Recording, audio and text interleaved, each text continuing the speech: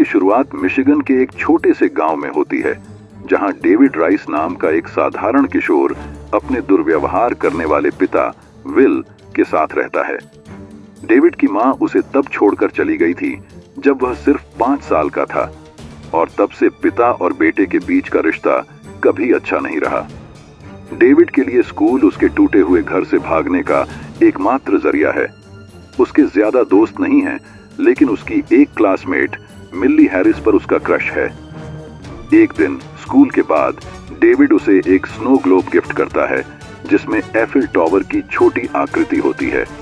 मिल्ली, जिसका सपना दुनिया भर में घूमने का है, इसे बहुत पसंद करती है। तभी स्कूल का एक बदमाश मार्क आकर डेविड का मजाक उड़ाता है और उस स्नो ग्लोब को बर्फ से जमी हुई नदी के बीच में फेंक देता है। डेविड उसे वापस लाने के लिए नदी के बर्फीले पानी में कदम रखता है। जब डेविड ग्लोब उठाता है, तभी अचानक बर्फ उसके पैरों के नीचे से टूट जाती है और वह अचानक कहीं और पहुंच जाता है, एक पब्लिक लाइब्रेरी के बीचों बीच। हैरान और ठंड से कांपता हुआ डेविड समझ नहीं पाता कि उसके साथ क्या हुआ। वह इस घटना को नजरअंदाज करते हुए अपने घर वापस चला जाता है।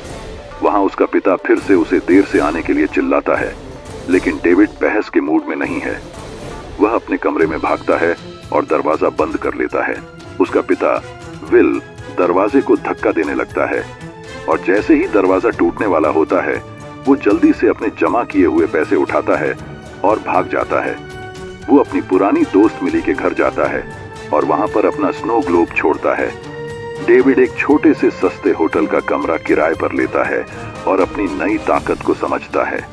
शुरुआत में वो कई बार पार्क के पेड़ों से टकरा जाता है, पर धीरे धीरे उसे समझ में आ जाता है कि कैसे ध्यान केंद्रित करके वो उन जगहों पर जा सकता है जिन्हें वो अच्छी तरह से देख चुका है। फिर एक दिन डेविड एक बैंक जाता है। वहां बाथरूम जाने का बहाना बनाकर वह वॉल्ट पर एक नजर डालता है। रात होते ही वह उस वॉल्ट के अंदर पहुंच जाता है। ढेर सारे पैसों से भरे बैग्स लेकर वो वहां से गायब हो जाता है। अगली सुबह बैंक में पुलिस आती है, लेकिन तभी रोलैंड बैंक में आता है। वह नेशनल सिक्योरिटी एजेंसी से है और उसने पहले भी ऐसे मामले देखे हैं। उसे पता है कि यह कोई साधारण चोरी नहीं, बल्कि जंपर्स का काम है। ऐसे लोग जो एक जगह से दूसरी जगह पल भर में जा सकते हैं। और फिर कहानी हमें 8 साल आगे ले जाती है। डेविड न्यूयॉर्क में एक आलीशान पेंट हाउस में रहता है। उसकी जिंदगी ऐशो आराम से भरी हुई है। उसके घर की दीवारों पर दुनिया भर के लैंडमार्क्स की तस्वीरें लगी हैं। वो कहीं भी जा सकता है, जब चाहे तब। एक शाम डेविड अपनी टेलीपोर्टेशन से लंदन के एक लोकल पब में पहुंचता है। पब में उसकी नजर एक खूबसूरत लड़की पर पड़ती है, जो बार में अकेली बैठी है। डेविड बिना सोचे समझे उसे इम्प्रेस करने के लिए टेलीपोर्ट करता है, लेकिन यह सब एक और जंपर ग्रिफिन कॉर्नर देख लेता है। डेविड बेफिक्र होकर उस लड़की के साथ वहां से चला जाता है। इसके बाद कहानी ब्राजील के घने जंगलों की ओर बढ़ती है, जहां रोलैंड, जो एक प्लेडिन है, एक छोटे जंपर को अपने जाल में फंसा लेता है। जब वह लड़का टेलीपोर्ट करने की कोशिश करता है, तो बिजली के तार उसे लगातार करंट देते हैं और उसकी शक्ति को रोक लेते हैं। रोलैंड बिना किसी हिचकिचाहट के उस लड़के को मार डालता है। तभी उसे एक कॉल आता है, जिसमें उसे 8 साल पुरानी बैंक चोरी के केस के बारे में एक नया सुराग मिलता है। डेविड अपने अपार्टमेंट में वापस आता है, लेकिन वहां उसे रोलैंड मिलता है। डेविड उसे वापस जाने के लिए कहता है, तो रोलैंड उसे एक खास बैटन से मारता है, जो उसे 3000 वोल्ट की बिजली का झटका देती है। दोनों के बीच जबरदस्त लड़ाई होती है, लेकिन बहुत कोशिश के बाद डेविड गुप्त कमरे में पैसे से भरा बैग लेकर गायब हो जाता है। रोलैंड डेविड की परिचित जगहों पर अपने आदमियों को भेज देता है और डेविड के कैबिनेट में से उसे मिली मिल्ली की एक पुरानी तस्वीर देखकर एक शातिर योजना बनाता है। इस दौरान डेविड मिशिगन अपने पिता से मिलता है। इसके बाद वह मिल्ली के घर जाता है, जहां से वो मिल्ली के काम करने की जगह बार में जाता है। लेकिन मिल्ली से मिले बिना वापस जाते वक्त मार्क उसे पहचान लेता है और ढेर सारे सवाल करने लगता है। उनकी बातें मिल्ली सुन लेती है। वो वहां आकर बताती है कि उसने डेविड को आते हुए देख लिया था। अचानक मार्क, जो मिल्ली को पसंद करता था, जलन महसूस करता है।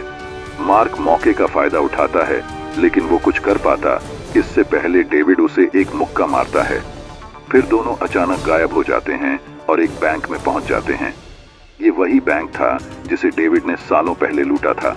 यहाँ डेविड मार्क को छोड़कर वापस बार में लौटता है, जहाँ मिली उसे बताती है कि उसने अपने सफर करने के सपने छोड़ दिए हैं क्योंकि उसे पैसों की तंगी की वजह से नौकरी करनी पड़ती है। वहीं डेविड झूठ बोलता है कि वो एक बैंकर है। फिर वो मिली को रोम चलने के लिए कहता है, जिसे मिल्ली मान लेती है। वहीं ग्रिफिन एक और जंपर उनकी हर हरकत पर नजर रख रहा था और उनकी बातों को सुन रहा था।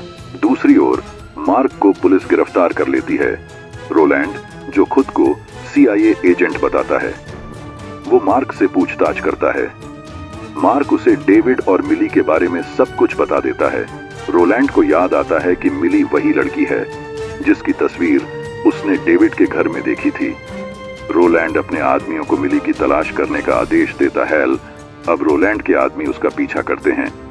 10 घंटे बाद डेविड और मिली रोम पहुंचते हैं और एक शानदार होटल में ठहरते हैं।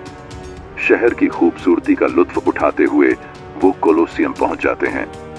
डेविड कोलोसियम के निचले हिस्से में जाने की कोशिश करता है, तभी उसका सामना ग्रिफिन से हो जाता है।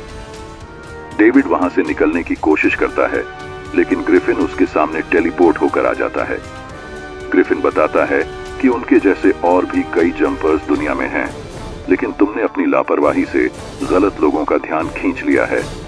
तभी पैलेडिन्स दुश्मनों का एक समूह कोलोसियम में घुस आते हैं, लेकिन ग्रिफिन, जो इन दुश्मनों के दांव पेच से वाकिफ होता है, जो दुश्मनों को एक एक करके हरा देता है।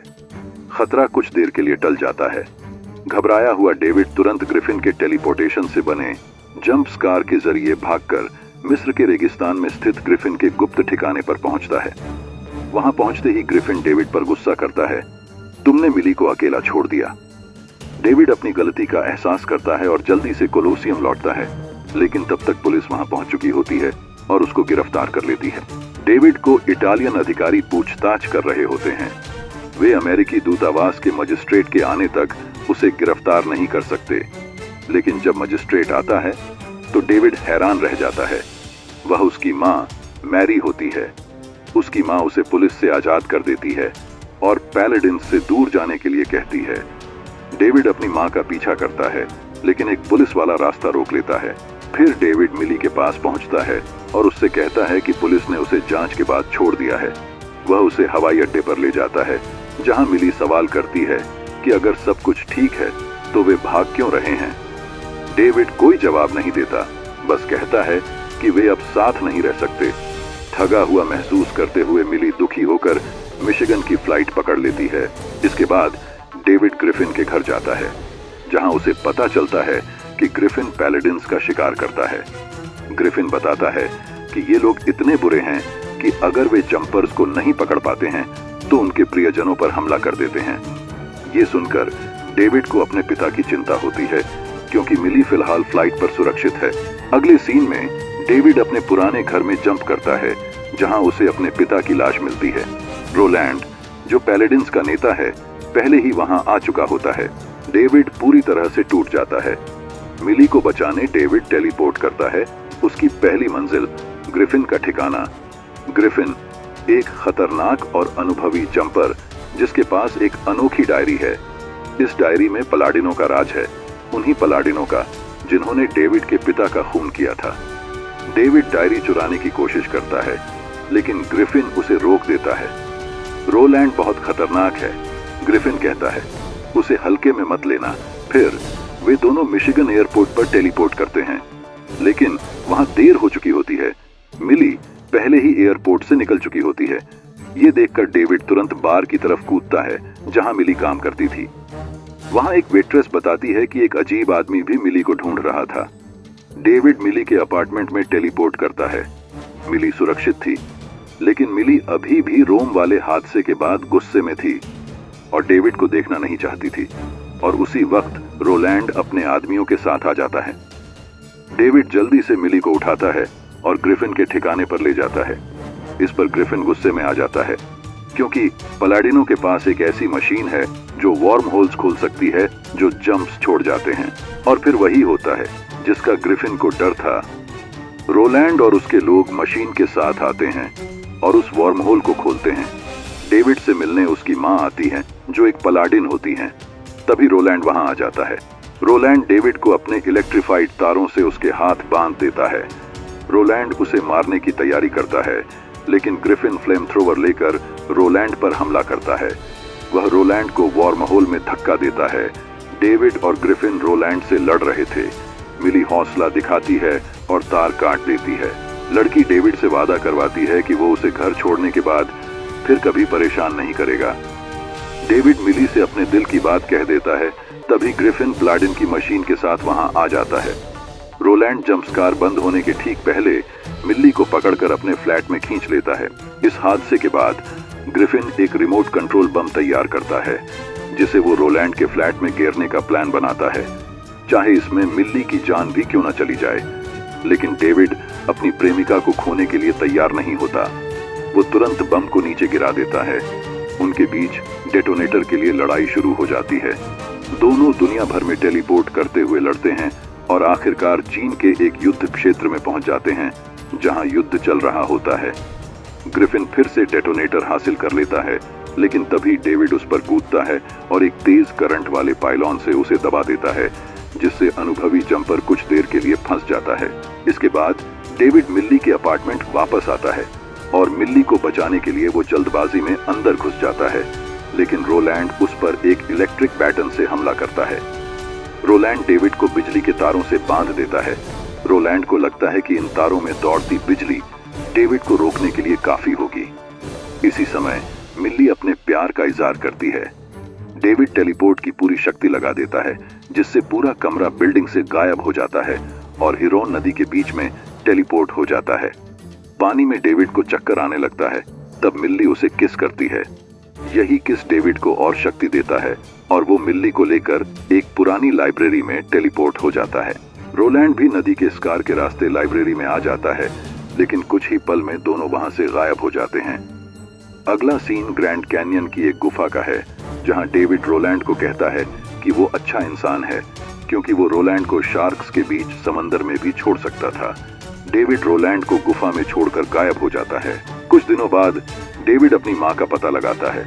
वो अपनी माँ से जानना चाहता था कि उसने उसे क्यों छोड़ा था। तो डेविड की माँ कहती है कि मुझे तुम्हारी शक्तियों के बारे में पता था।